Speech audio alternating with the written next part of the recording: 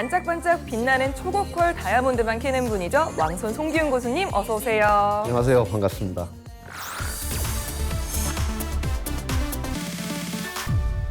그 유튜브에 저희가 고수님 영상을 쇼츠로 올렸는데 예. 그게 조회수가 대박이 나서 전체 유럽을 다 합쳐도 우리나라가 자주수가 더 많습니다. 유럽 군대를 다 무장하고도 남는 수준이에요. 오늘도 힘차게 한번 출발해 보겠습니다. 오늘 어떤 섹터 저희가 공부해 보나요? 오늘은 지난번에 제가 태조 이방원 다음에 뭐라고 그랬죠? 전방 제조. 예, 그 전방 제조 안에 좀 들어가는 친환경 에너지 섹터입니다. 오. 근데 교수님, 친환경 에너지랑 예. 신재생 에너지랑 좀 비슷하지 않아요? 엄밀히 따지면은 친환경 섹터 안에 신재생 에너지가 들어가 있는 거죠. 친환경 에너지 섹터 하면 우리가 흔히 말하는 태양광, 풍력, 수력 뭐 이런 거 많이 알고 있잖아요. 근데 친환경 섹터로 들어가게 되면은 거기 뭐 바이오 중유나 바이오 항공유, 환경 플랜트 쪽이 있거든요. 이 환경 플랜트까지 다 포함하게 되는 거죠. 친환경 에너지가 다시 한번 힘을 받고 잘 갈 수 있는 거예요? 당연하죠.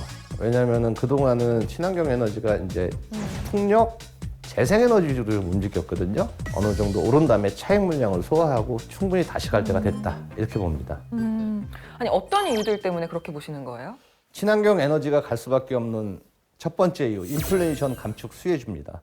온실가스를 갖다 약 40%를 감축하는 법안이 통과가 됐거든요. 친환경 에너지 이쪽으로 약 3,700억 달러의 예산이 투입될 예정입니다. 그만큼 그러면은 계속해서 뭔가 기업들에게 투자가 활발하게 이루어지겠네요? 그렇죠. 그래서 이게 한번 투자가 진행이 되면은 다시 회수가 안 돼요. 중간 선거가 끝나고 설사 민주당이 패하더라도 연속성이 있기 때문에 이거는 계속 진행이 된다고 봐도 무방합니다. 친환경 에너지가 갈 수밖에 없는 두 번째 이유, 공급 과잉이 해소가 된 겁니다. 특히 태양광 쪽에 보면은 중국에서 굉장히 많이 부도가 났어요. 그러니까 중국은 나라에서 부도를 내거든요. 그리고 풍력도 마찬가지고. 그래서 과잉 생산이 어느 정도 해소가 되고 있고요. 세 번째 이유, EU의 탈러시아 가스 정책입니다. EU 같은 경우에는 러시아에서 천연가스를 약 40% 정도로 의존을 하거든요. 그거를 갖다가 2030년까지 완전 제로로 만들겠다 그래서 리파워 EU라는 이 정책을 사용하고 있거든요. 그래서 이 친환경 에너지 섹터는 굉장히 유망하다 앞으로도. 그게 단기간에 끝날 섹터가 아니거든요. 앞으로 2030년까지 꾸준히 투자가 일어나는 섹터가 친환경 에너지 섹터. 우리나라도 이렇게 친환경 에너지 보급 정책을 좀 펼치고 있나요? 지난 정부에서 추진했던 이 친환경 에너지 정책은 크게 바뀌지는 않았습니다. 사실은. 유지 중이에요? 예, 유지 중이고 2030년까지 친환경 에너지를 약 20에서 30% 그리고 새로운 발전원을 약 95%를 친환경 에너지로 만들겠다는 방침은 변함이 없어요. 그리고 또한 정부 쪽에서도 이 바이오 디젤, 바이오 중유 이쪽 특별법을 추진한다고 했거든요. 들어봤어요. 예, 바이오 디젤 같은 경우에는 혼합률이 약 3.5에서 8% 거의 2배 이상을 갖다 상향 조정한 거잖아요.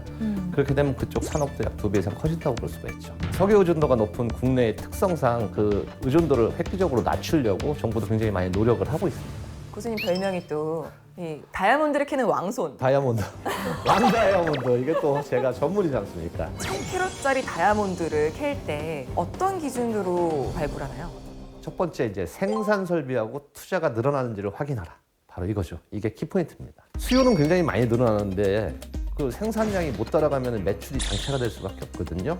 이거를 꼭 확인하셔야 돼요. 공시 보면은요, 자기 자본에서 어느 정도 몇 프로 이렇게 투자 공시가 나오거든요. 그러면 투자를 한다 이런 공시가 나오면 그렇죠. 투자를 좋은 하는데 거예요? 어디서 투자를 하느냐, 어디다가 생산 설비, 이 생산 설비를 증설하는지 여부를 꼭 확인하셔야 돼요. 교수님 그 설비 네. 투자한다는 공시가 나잖아요. 예. 근데 어쨌든 설비 투자하는 데만 시간이 몇 년 걸리는데 언제 사고 언제 파는 게 좋은 보통 거예요? 설비 투자하면 1년에서 2년 잡거든요. 그 설비 투자 얘기가 나오면 주가가 빠져요. 그때 사요? 보통 한 6개월 정도 하락을 하거든요. 그때서 슬슬 모아가시면 돼요. 교수님 제가 의심이 좀 많아서 그런지 예. 왜 해외 공장 이런 데다 투자한다 그러면 약간 좀 그래서 제가 이 재밌는 얘기를 하나 해도 되는지 모르겠는데 해드릴까요? 해주세요. 네. 수박이도 궁금해하고 있어요. 아금바리를 잡는 이 배, 원양 배가 5척 있다고 그랬었어요. 배 사진도 있고 홈페이지 가니까 공시도 투자했다고 내고. 근데 나중에 알고 보니까 배는 중고 한 척이 있고요. 나머지 4개는 포토샵으로 만든 이런 어이없는 너무 끔찍하다. 우리나라 코스피 그것도 상장 종목이었어요.